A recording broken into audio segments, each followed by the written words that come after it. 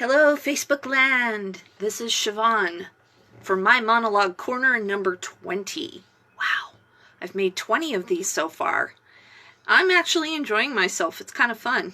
I like it, I like staying in touch with people and seeing how they're doing and sharing what little plays I love to do or play monologues I love to do.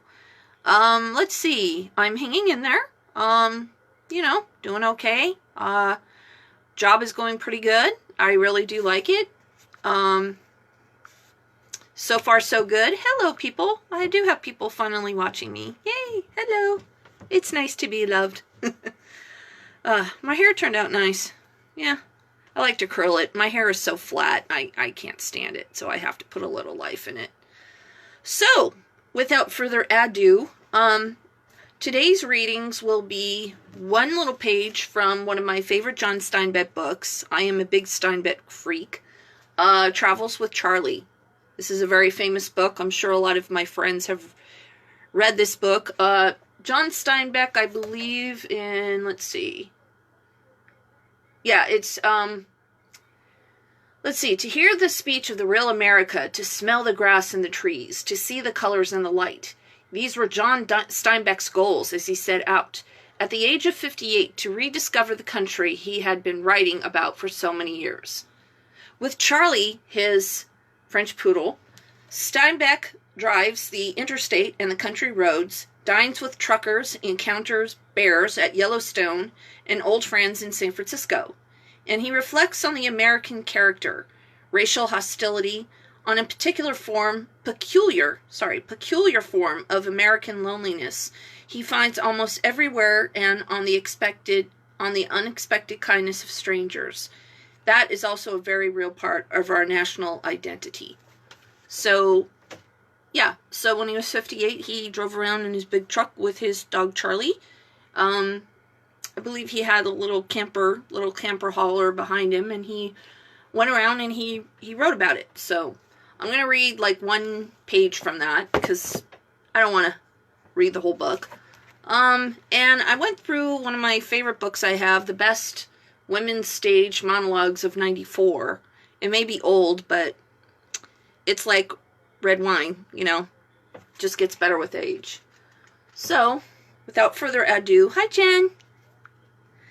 I'm going to read from a play that looks pretty good. It's a good play. It's called The Grandchild of Kings by Harold Prince. The scene is in Dublin, Ireland. I wonder why I like Ireland so much. It's in Dublin. It's the character of Ella O'Casey, a young woman about to be married. And here in the monologue, she prepares herself for a wedding. A young woman madly in love, she cannot stop thinking about the handsome young soldier, a drummer in the King Liverpool's regiment, whom she is about to marry.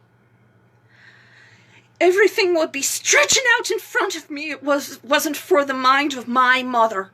Think, now. Yes, everything is ready. The gold half-sovereign for the fee. Though what well of a clergyman wants with a half-sovereign is that I need it so badly for myself, I can't guess and daren't argue about it. For it's here and there, and it's gone, like Hamlet's ghost. Gone, but not forgotten. Not forgotten either is the gold wedding band ring that I'm minded to be given to my love when I meet him at the front door of the church. The new dress, with its leg of mutton sleeves, carefully laid out on the back of a chair. The new frilled white petticoat, carefully laid out over the dress. The snowy drawers with deep flounces sweeping out around the edges, carefully laid out over the petticoat. The garibaldi blouse prettily folded on the seat of the chair, and the pink stays nesting on the blouse, and my new high boots going halfway up the calves of my legs, and vivid blue bustle hanging by its ribbons from a hook in the wall, all well conserved for weeks and layered of lavender to entice and make glad the heart of the leading slide drummer in the 1st Battalion of the King's Liverpool Regiment.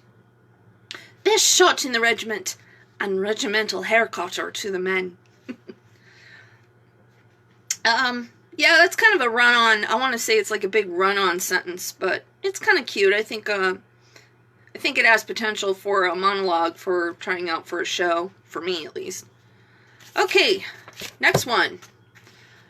It's a play called The Last Time We Saw Her, by a woman named Jane Anderson, who I think is the same woman who wrote the screenplay for The Wife that Glenn Close was in. She's a very good writer. I like Jane Anderson. Anyway, the play takes place in the present. It's the character of Fran. It says, a woman who had just informed her conservative boss that she is gay. It says, Fran's boss hasn't a clue as to why Fran wants everyone in the office to know she's gay. Here, she does her best to explain it to him. I don't think you understand my situation, Mr. Hunter. I eat lunch alone every day because I'm terrified of people will ask me about my personal life. I sit with a sandwich and a cup of soup at my desk, reading old copies of computer news. People think I'm strange. I'm beginning to think I'm strange. I don't show up to office parties. I don't show up to picnics. I don't have drinks with our clients. When I go away for a conference after the seminars, I go straight to my room and I order room service. I don't have a personality anymore. I have nothing to bring home to Judith.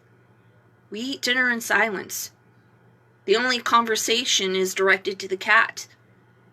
This is not my idea of life. Short and simple. I don't know.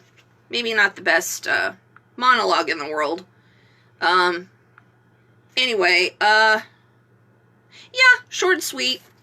Maybe kind of mundane. But, you know, sometimes when, for me at least, I don't know about other people, but for me, when you read a monologue or you read a play, it sometimes sounds better out loud than it does reading it, you know. Okay, and here again is Travels with Charlie. And I'm going to read the first page. It's a very good introduction. When I was very young and the urge to be someplace else was on me, I was assured by mature people that maturity would cure its itch. When years described me as mature, the remedy prescribed was middle age. In middle age, I was assured that the great age would calm my fever, and now that I'm 58, perhaps senility will do the job. Being senile, sorry. Nothing has worked. 4 hoarse blasts of a ship's whistle still raise the hair on my neck and set my feet to tapping. The sound of a jet, the engine warming up, even to the chopping of shod hooves on pavement brings on the ancient shudder. The dry mouth and vacant eye, the hot palms and the churns of stomach higher up under the rib cage. In other words, I don't improve. In further words, once a bum, always a bum. I fear the disease is incurable. I set this matter down not to instruct others, but to inform myself. When the virus of restlessness begins to take possession of a wayward man, and the road away from here seems broad and straight and sweet, the victim must find himself in a good and sufficient reason for going. This is the practical bum. It is not difficult.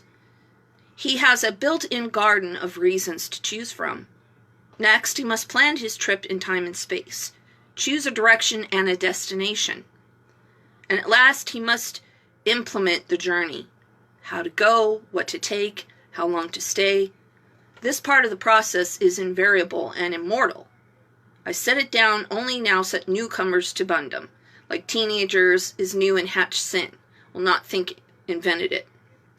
Once a journey is designed, equipped, and put in a process, a new factory enters and takes over. A trip, a safari, an exploration. It's an entity, different from all other journeys. It has personality, temperament, individuality, uniqueness. A journey is a person in itself. No two are alike. and all plans, safeguard, policing, and coercion are fruitless. We find after years of struggle that we do not take a trip. A trip takes us. Tour masters, schedules, reservations, brass-bound and inevitable dash themselves to wreckage on the personality of the trip. Only when this is recognized can we blow in the glass bum, relax, and go along with it. Only then do the frustrations fall away. And in this journey, it's like a marriage. The certain way to be is wrong. Let me start that again. The certain way to be wrong is to think you control it. I feel better now having said all this, although those who have experienced it will understand it. My plan was clear, concise, and reasonable, I think. For many years, I have traveled in many parts of the world. In America, I lived in New York, or dipped in Chicago or San Francisco, but New York is no more than America than Paris is to France or London is England. Thus, I discovered I did not know my own country. I, an American writer, writing about America, was working from memory, and the memory is at best a faulty, warpy reservoir. I have not heard of the speech of America, smelled the grass and trees and sewage, seen its hills and waters, its colors and quality of light. I know the changes only from books and newspapers. But more than this, I had not felt the country for 25 years. In short, I was writing of something that I did not know about, and it seemed to me that a so-called writer that this is criminal. My memories were distorted by 25 years inventoring years. Once I traveled about in an old bakery wagon, double-doored, rattled with a mattress on its floor. I stopped where people stopped or gathered. I listened and looked and felt, and in the process had a picture of my country, the accuracy of which was impaired only by my own shortcomings. So was that I was determined to look again, to try to rediscover this monster land. Otherwise, in writing, I could not tell that the small diagnostic truths which are the foundations of the larger truth. One sharp difficulty present itself. In the interviewing 25 years, my name has been reasonably well known, and has been my experience that when people changed have heard of you, favorable or not, they change. They become through shyness or the other qualities that publicity inspires. Something that they are not under ordinary circumstances. This begins so. My trip demanded that I leave my name and my identity at home. I have to be precipitated eyes and ears, a kind of moving gelatin plate.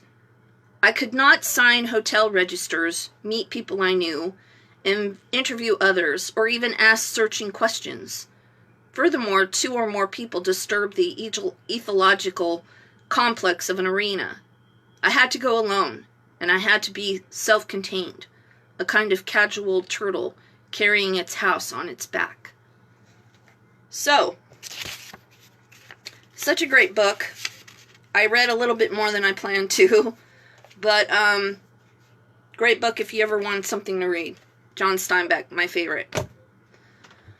Okay, let's see. Since I have more people watching me, I will do one more. It's not very long. I'm just trying to find it here. Let's see. Sorry, I know I'm live and I know I'm being quiet and I'm trying to find the monologue and it's here somewhere. Oh, here's a good one. It's called Slavs by Tony Kushner. This is Moscow, Siberia. Ooh, I like this. I'm pretty good at Russian accents. Anyway, this is called Slavs by Tony Kushner. Moscow, Siberia, 1992. Mrs. Schlatistovich, wow, I cannot say this name, Mrs. Dominic, let's call her Mrs. Dominic, an unhappy woman in her 40s. Her daughter has been deformed by her exposure to toxic materials.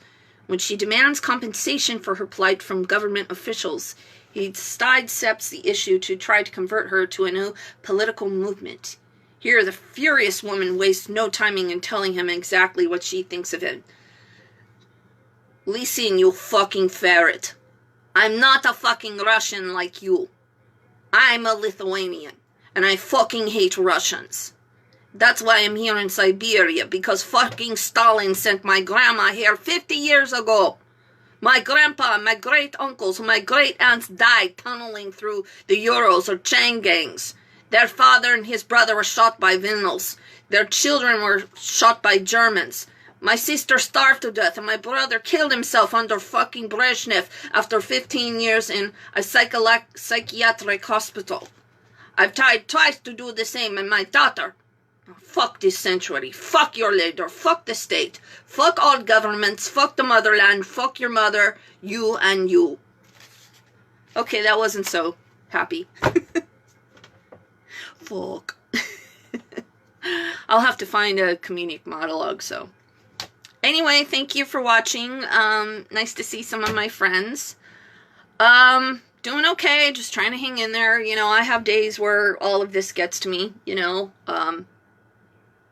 I cry because I wish, you know, I could see my friends, or at least go to lunch and see my friends, or something with my friends, you know. I mean, you can only Zoom people for so much, but at least we can go outside and we can walk and we can talk and, you know, do the 6 feet apart thing. So, I'm kind of back and forth. I'm sure other people are. I'm okay for a while, and then I'm like, no, I'm okay.